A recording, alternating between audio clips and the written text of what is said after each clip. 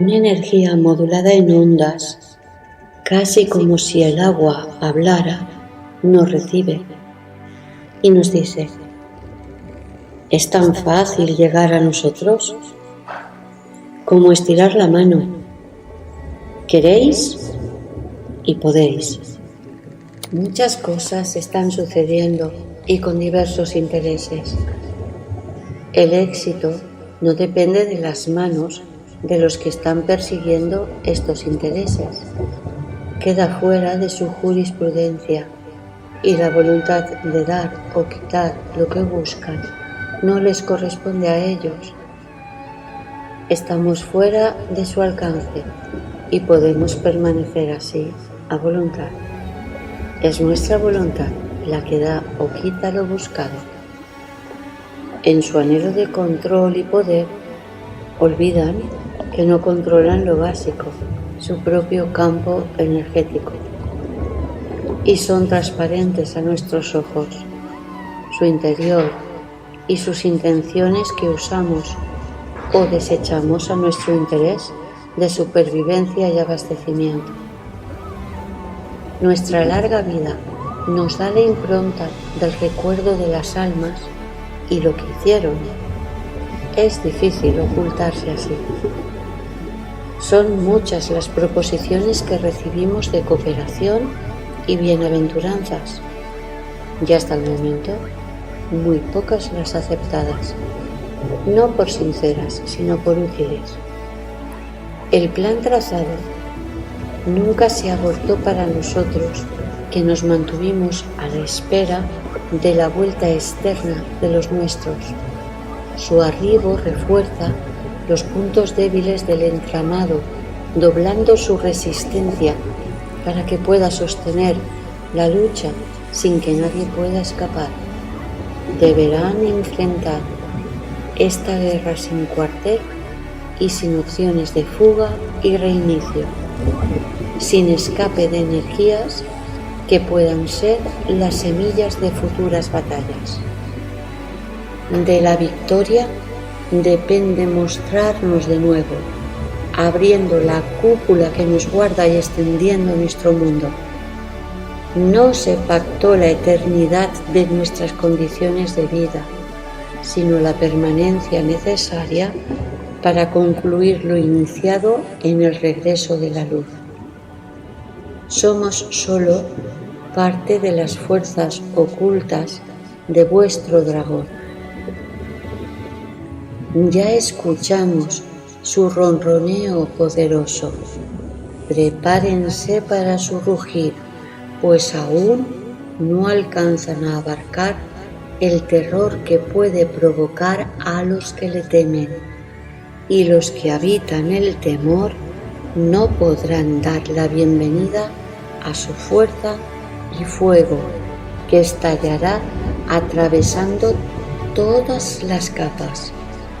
Quien quede en pie habrá templado su alma con el aliento del dragón, y su espada brillará sin impurezas.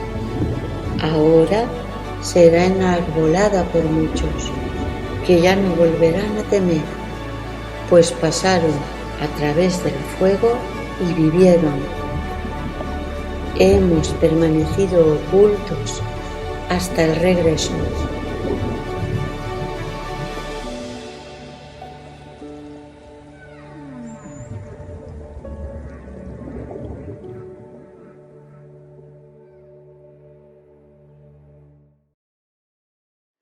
Bienvenidos a la segunda temporada de In Situ.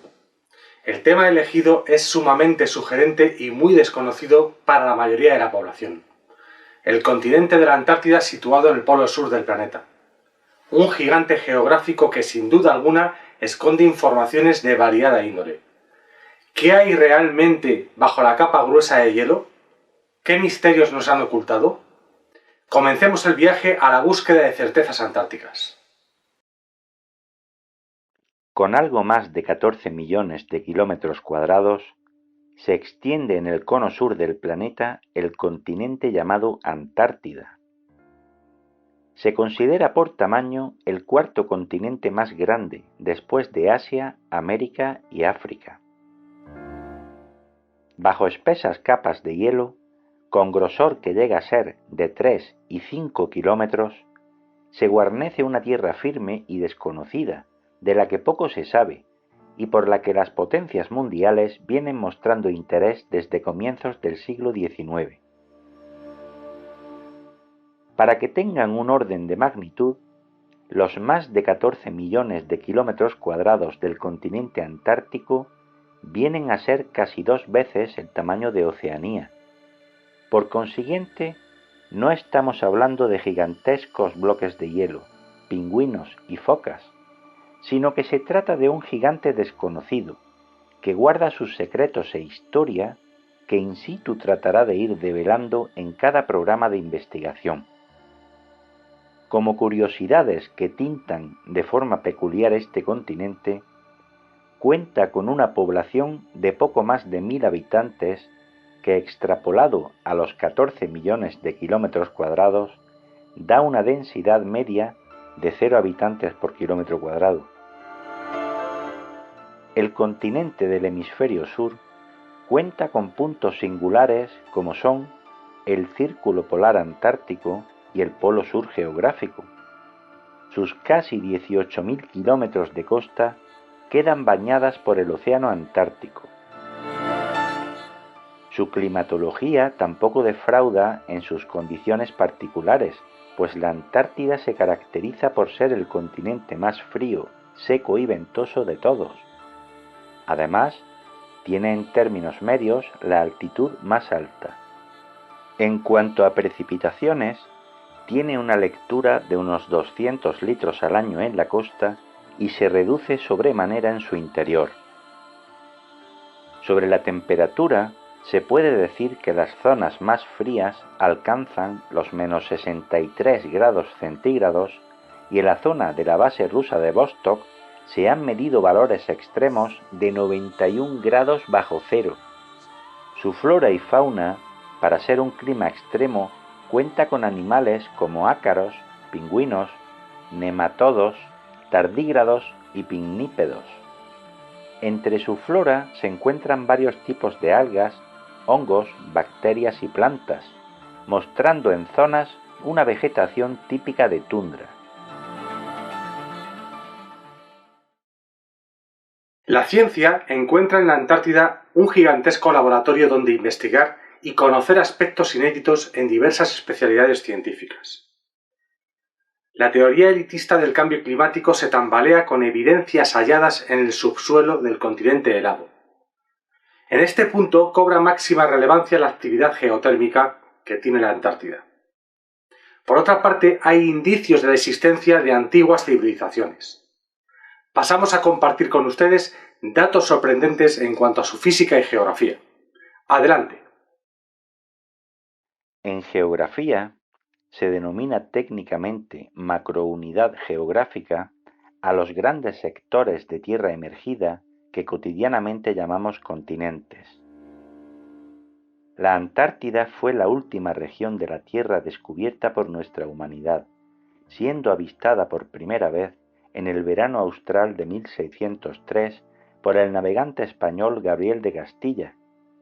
Sin embargo, el descubrimiento se atribuye en 1820 a los exploradores rusos Fabián Gottlieb von Bellinghausen y Mikhail Lazarev, embarcados en las corbetas Vostok, que descubrieron la barrera de hielo Fimbul, una plataforma de hielo antártica de 200 kilómetros de largo por 100 de ancho, que se extiende a lo largo de la costa de la Tierra de la Reina de Mod. No obstante, el continente no comenzó a ser explorado hasta finales del siglo XIX, concretamente en 1895, con el primer desembarco dirigido por un grupo noruego.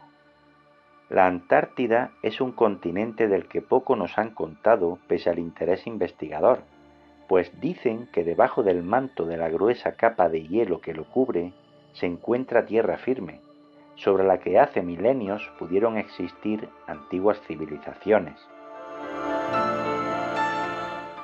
de manera que no es un país con gobierno, sino un continente con diversos actores que reclaman parte de su territorio.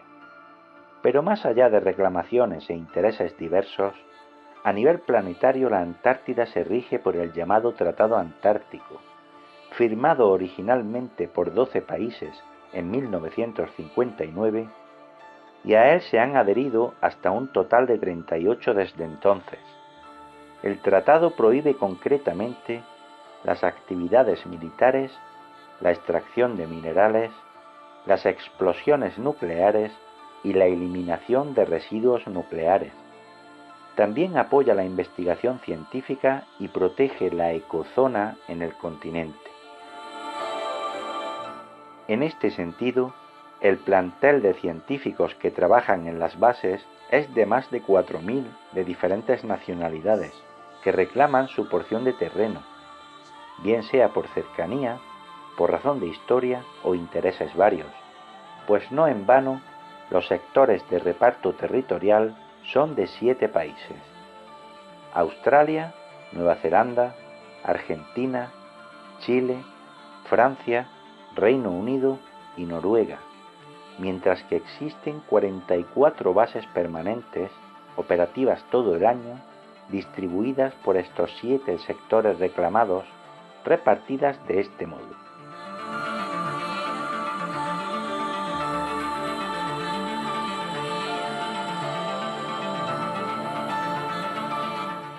Aparte de estas 44 bases permanentes, hay 21 no permanentes que completan un total de 65 bases científicas participadas por otros países, aparte de los citados, como son Uruguay, Costa Rica, Pakistán, Turquía, Bélgica, Finlandia o Suecia. Tratando de convertir una teoría absurda en una verdad para infundir miedo y terror, el sionismo y su ciencia inventó el negocio del cambio climático. Visto por el poder judío que el discurso de incipiente calentamiento global no funcionaba, no cejaron en su empeño para dar un giro a esta política y, a sabiendas de la memoria del inconsciente colectivo y su comodidad absoluta, renovaron la visión de este negocio bajo el nombre que hoy conocemos por cambio climático. En este sentido, Claudio Parica, geólogo argentino con 20 años de estudios en la Antártida y trabajos sobre la revolución climática en el hielo o el estudio del ambiente a través de átomos estables de O2, entre otros, dio una visión al respecto, donde no confirma, pero tampoco desmiente qué hay de verdad en el asunto. Así, en una entrevista del canal La Señal Ciencia y Misterios, le preguntaron por la enorme masa de hielo de 6.000 kilómetros que flotaba hacia la deriva tras desprenderse por agrietamiento. A la pregunta sobre el temor de que pudiera chocar contra buques o contra tierra firme o si su derretimiento podría hacer subir el nivel del mar, el experto explicó que esa masa gigantesca de hielo apenas varía en entorno oceánico, pues ya está en el propio mar, y el efecto del derretimiento sería similar a lo que sucede en un recipiente que contiene agua y un trozo de hielo. Si se fijan, cuando el hielo se derrite en el recipiente, el nivel de agua es el mismo, no varía, pues el volumen que ocupaba en estado sólido pasa a ocuparlo en estado líquido. Por consiguiente, en el océano del Polo Norte y Polo Sur sucede lo mismo. Aparte, añade que el ciclo hidrológico del agua tiene un regulador natural de equilibrio, que es la evaporación. A mayor cantidad de masa de hielo que ingresa, mayor es la evaporación que se produce. Por consiguiente, la ecuación está en continuo balanceo y el sistema marino se mantiene estable. Este equilibrio de forma local tiene como ejemplo un equilibrio regional en la parte norte del continente, encontrando un lado de calentamiento en la plataforma Larsen, otro estable en la parte de la zona de la base de Rotterdam, Reino Unido, y uno de enfriamiento al sur del mar de Weddell en la zona de la base argentina de Belgrano 2. Por consiguiente, es complicado afirmar que exista un cambio climático, pues entre otras cosas, el mayor productor de CO2 del planeta no es el hombre, sino los océanos. Como final a este punto, y sumando en el argumentario, no hay que olvidar que los derretimientos y cambios que en verdad pueden sucederse en el Polo Sur se deben más a la actividad geotérmica existente en el subsuelo continental. Es importante no obviar este argumento, pues gracias al calor que produce el planeta, ha sido posible que exista este ecosistema tal cual lo conocemos, y a modo anecdótico, entre tanto hielo, hace más de 2 millones de años que en la Antártida no nieva, y aún así, el frío polar ha llegado a valores tope de 91 grados bajo cero, y vientos con más de 300 km/h, muy superiores a los de los huracanes, que en definitiva no han sido óbice para que el continente albergue flora y fauna, pero sobre todo la mayor reserva de agua dulce del planeta.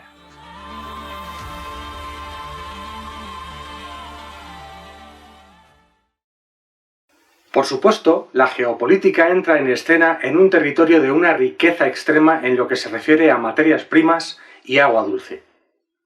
El Tratado Antártico de 1959 ha contenido de momento el expansionismo y dominio del continente por parte de varias naciones. ¿Por qué respetan a rajatabla el tratado? ¿Podrían existir motivos secretos más allá de la vasta fuente de recursos naturales que podrían explicar la política internacional en la Antártida? ¿Qué tienen que ver la Alemania nacionalsocialista y el Polo Sur? Acompáñennos en este viaje lleno de sorpresas.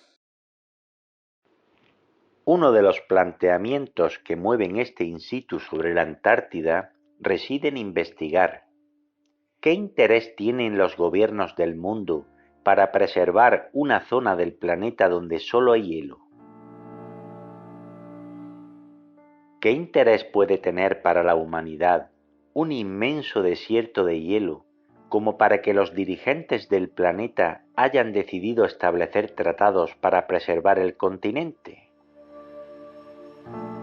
Suena extraño que en un mundo dirigido por gobiernos agresivos, depredadores, invasores y despiadados, se tomen medidas de protección de la Antártida, cuando en cambio no les preocupa ni promueven evitar, por ejemplo, la devastación y deforestación humana en el Amazonas, el llamado pulmón del planeta. Veamos la misma pregunta en la situación inversa. ¿Sería razonable que las medidas de la Antártida se tomaran para preservar la arena del desierto del Sáhara o del desierto de Arabia? ¿No resultaría esto extraño? Deben saber que independientemente de la temperatura, se consideran desiertos vastas extensiones tanto de hielo como de arena, con lo cual Ártico y Antártico son los dos desiertos más grandes del planeta. Entonces nos preguntamos, ¿qué puede esconder la Tierra que se oculta bajo espesas capas de hielo de hasta 5 kilómetros de espesor? ¿Por qué no permiten adentrarse ni sobrevolar más allá del paralelo 85? ¿Por qué tomarse la molestia de pixelar las imágenes de satélite de Google Earth para que no se vea lo que hay en esa parte de la Antártida?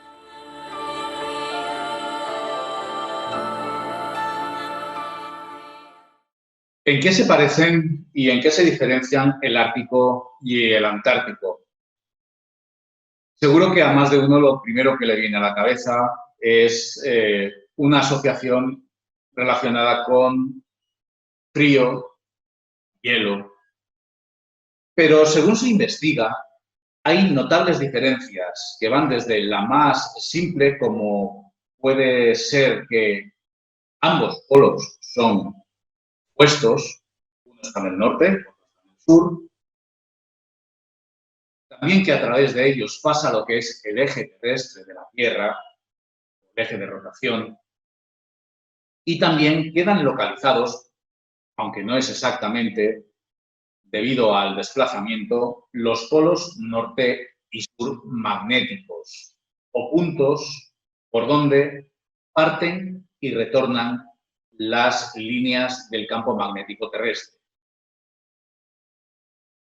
En lo particular y como opuestos, en el equilibrio terrestre, si se puede decir así, resulta curioso comprobar que la superficie tanto del polo norte como del polo sur es en superficie muy aproximada. Y así tenemos que el Antártico tiene una superficie de 13.829.000 kilómetros cuadrados y que el Ártico tiene una superficie que oscila en torno a los 13.726.000 kilómetros cuadrados. Ahí tienen como una dualidad que pueden ser ambos polos, también se compensan prácticamente en tamaño. Pero quizás lo que marca la mayor de las diferencias entre lo que es el Ártico del Antártico lo podemos encontrar en que el Ártico es una gran superficie de hielo, sin nada debajo, flotando sobre el océano, mientras, y aquí viene lo importante, es que debajo del hielo que hay en la Antártida existe terreno y tierra tan real como la que podemos pisar en cualquier otro de los continentes de este planeta. De hecho, la Antártida se considera un continente más y por su extensión y tamaño es el cuarto del planeta. Esta capa de hielo, que como digo, cubre el 98% del continente antártico, tiene un espesor que puede llegar hasta una altura de 5 kilómetros. La media viene a estar del espesor de esta capa de hielo entre 2,5, 3, pero llega hasta un tope de 5 kilómetros de altura. Y esto hace que sean las alturas más grandes que se pueden alcanzar aquí en el planeta Tierra. Y por ello no deja uno de preguntarse cómo lograron crearse esos acantilados que vemos con paredes totalmente verticales circundando lo que es la orografía del continente antártico, cómo llegó a generarse semejantes espesores de hasta 5 kilómetros de agua dulce que dan lugar a el hielo que está por encima de la superficie terrestre que cubre la Antártida. Y esto nos lleva también a hacernos, aunque sea una pregunta, aprovechando el momento, sobre si piensan ustedes que hielo y nieve es lo mismo. Mire, es una pregunta interesante, aunque sea por cultura general, pero les diré, por no extenderme demasiado, que el hielo se forma por la congelación del agua, tal cual lo podemos hacer en casa en una cubitera, en la nevera, echando agua sobre la misma para que se hagan esos cubitos de hielo. Pero la nieve es vapor de agua atmosférico congelado a temperaturas extremas. Con lo cual, pese a que la composición tanto del hielo como de la nieve tiene como base agua, la molécula de agua, dos moléculas de oxígeno y una de hidrógeno, en realidad la forma en que tienen cada cual de formarse es diferente. Y así pueden ver, por ejemplo, que el hielo es totalmente transparente, tiene una apariencia transparente, cristalina, mientras que la nieve es de color blanco y de alguna manera su textura es como un poco más áspera, más rugosa, si se quiere llamar así. Pero aparte, a nivel molecular, la nieve se conforma a base de esos copos, mientras que el hielo tiene otro tipo de estructura. Tras lo que les termino de decir, vuelvo a hacer la misma pregunta que casi les he dejado al principio. Y es, ¿cómo creen ustedes que pudo llegar a crearse el 98% de la capa de hielo que cubre la superficie terrestre de la Antártida, llegando a alcanzar alturas de hasta 5 kilómetros. Ahora que saben la diferencia entre hielo y nieve, ¿creen que pudo ser a base de finas capas de nieve hasta llegar a dar esa altura de 5 kilómetros? ¿O realmente piensan que fue un proceso o la intervención de algo superior a nosotros? Una vez finalizó la contienda mundial en 1945, se produjo la captura de científicos alemanes por el bando ganador, Estados Unidos y la URSS, por citar a los mayores. Sin embargo, parte del talento alemán logró escapar por rutas establecidas por la antigua OSS, preludio de la CIA, llegando también a lugares como Argentina, donde el gobierno nacional justicialista de Juan Domingo Perón era paralelo al nacionalsocialismo del Tercer Reich. Proyectos como el nuclear de la isla Uemul, el desarrollo del primer caza-reacción o tecnología aeroespacial como para poner un mono en el espacio, fueron desarrollados con la ayuda de científicos alemanes.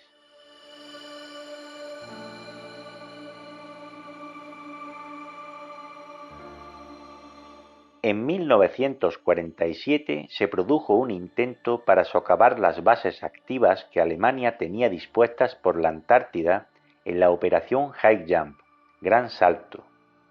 Bajo una aparente expedición científica, Estados Unidos envió una flota integrada por un portaaviones, 13 barcos de guerra, un petrolero, un submarino y una dotación de en torno a 5.000 hombres.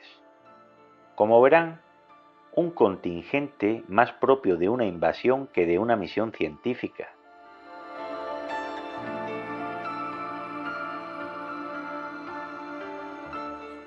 Sobre la misma, aseguran que gran parte de este contingente fue barrido por platillos volantes que se elevaban y volaban a una velocidad vertiginosa, hasta el punto que nada pudo hacer la potente flota norteamericana.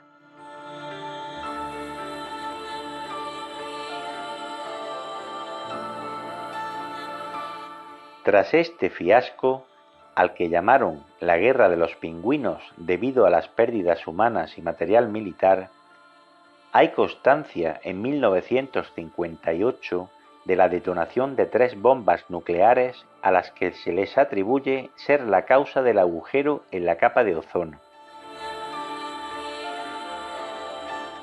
Esta barbarie tuvo por objeto destruir la base alemana de Mo, siendo registradas las detonaciones por sismógrafos en Sudáfrica. Así, el 1 de diciembre de 1959 se firmó el primer Tratado Antártico en Washington, rubricado por 12 países: Argentina, Australia, Bélgica, Chile, Estados Unidos, Francia, Japón, Noruega, Nueva Zelanda, el Reino Unido, Sudáfrica y la Unión Soviética. Pero el tratado dejó la puerta abierta a cualquier miembro de la Organización de las Naciones Unidas u otro Estado invitado por la totalidad de los signatarios consultivos. Desde su firma, el número de signatarios creció hasta un total de 54 en abril de 2019, pero solo 29 de ellos poseen la categoría de miembros consultivos, que les otorga plenos derechos decisorios. Los restantes 25 son considerados miembros adherentes, por lo cual no gozan del derecho de voto. El tratado tiene vigencia y no ha sufrido enmiendas. Puede ser modificado por la unanimidad de los miembros consultivos o luego de los 30 años de vigencia por la mayoría de miembros presentes en una conferencia convocada al efecto en la que pueden participar los miembros no consultivos. El Tratado Antártico consta de 14 artículos redactados en español, francés, inglés y ruso. Sus puntos contienen información diversa con la que tratan de proteger y preservar el continente helado de operaciones militares, explosiones nucleares o ensayos de cualquier tipo de armas. Fomenta la cooperación científica e intercambio de información de proyectos que acometen los distintos países que intervienen, observaciones, accesibilidad a zonas y paralelos o el compromiso de los firmantes para hacer esfuerzos apropiados y compatibles con la Carta de las Naciones Unidas, evitando que nadie lleve a cabo en la Antártida actividades contrarias a los propósitos y principios del tratado. La administración de la Antártida en realidad no existe, pues como hemos explicado, la situación legal internacional es esencialmente absorbida por dos organizaciones: el Comité Científico para la Investigación en la Antártida, SCAR, que une a todas las instituciones científicas del mundo con interés en la Antártida y coordina la investigación científica. El SCAR fue establecido durante el Año Geofísico Internacional y continúa implementando los acuerdos que se hicieron en ese momento. Y el Consejo de Administraciones de Programas Antárticos Nacionales, COMNAP, que coordina las actividades de las autoridades responsables de los programas antárticos nacionales. La finalización de este primer tratado tiene fecha de 2048, momento en el que se deberá revisar y actualizar la continuidad o iniciar un cambio en el modelo por otro tipo de tratado. La firma del Tratado Antártico sirvió de fundamento para dar soporte y sustento a posteriores acuerdos internacionales, cuya intención fue la de favorecer la actividad científica y preservar el medio ambiente natural. Les hablamos de la Convención de Bruselas de 1964, que estableció la protección de la flora y fauna antártica, declarando especies y zonas protegidas. Luego vino el de Londres, en 1972, Canberra, en 1980, y el Protocolo de Madrid, firmado en 1991 y que entró en vigor en 1998, reforzando los principios del Tratado Antártico y garantizando la protección del continente como reserva natural consagrada a la paz y a la ciencia.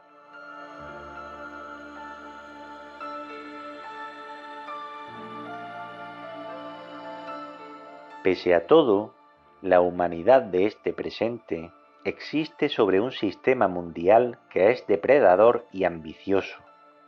Por consiguiente, existe un tira y afloja entre los signatarios del tratado, donde 7 países, Argentina, Australia, Chile, Francia, Noruega, Nueva Zelanda y el Reino Unido, mantienen reclamaciones territoriales.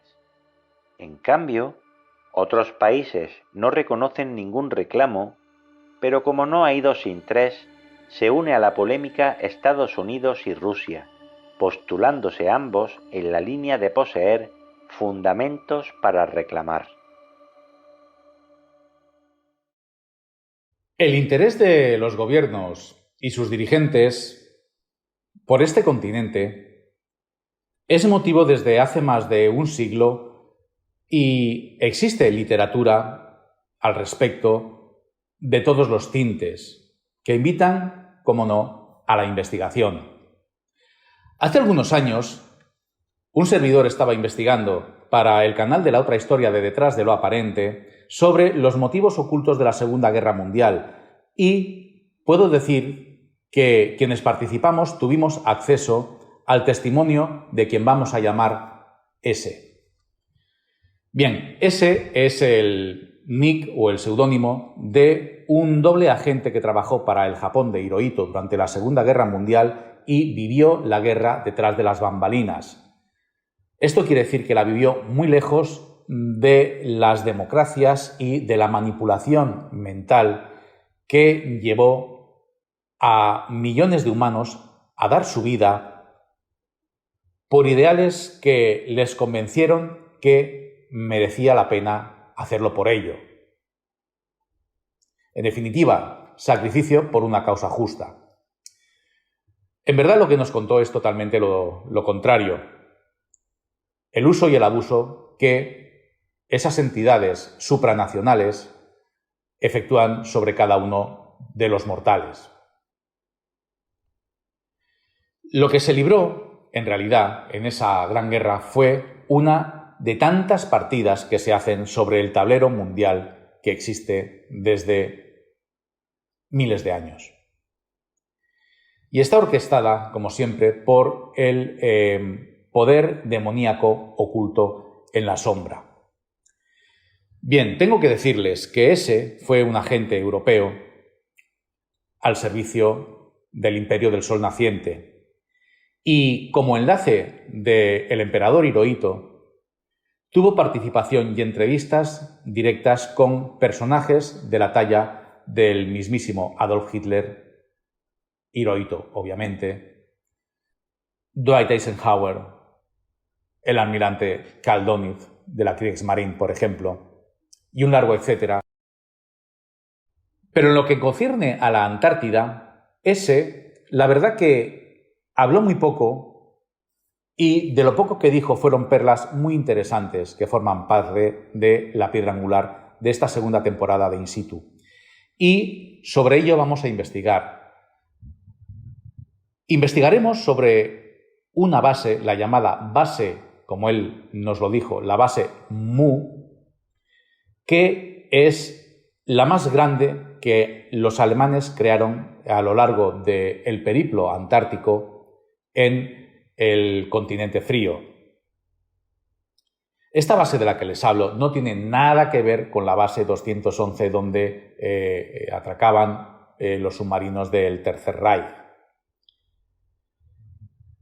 Ese fue un nacionalsocialista hasta la médula y mantuvo su postura ideológica hasta su edad de partir a los 94 años. Y con él una gran cantidad de secretos que sería, pues, o fue una pena no haberlos llegado a conocer. De lo poquito que sabemos, y es el trabajo de este in situ sobre la base de Mu, es que el nombre de Mu se debe en honor al continente de Lemuria.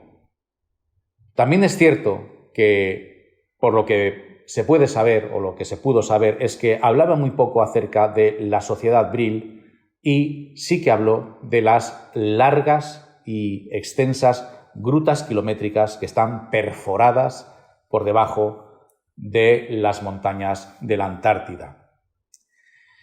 Este in situ 2 sobre la Antártida, como les digo, se inicia con el propósito de investigar los motivos que llevaron a la Alemania nacionalsocialista del Tercer Reich a trasladar tanto personal científico como militares, como gerifantes, si se puede llamar así, de la política que estuvo viva durante el periodo que imperó el Tercer Reich al sur del planeta.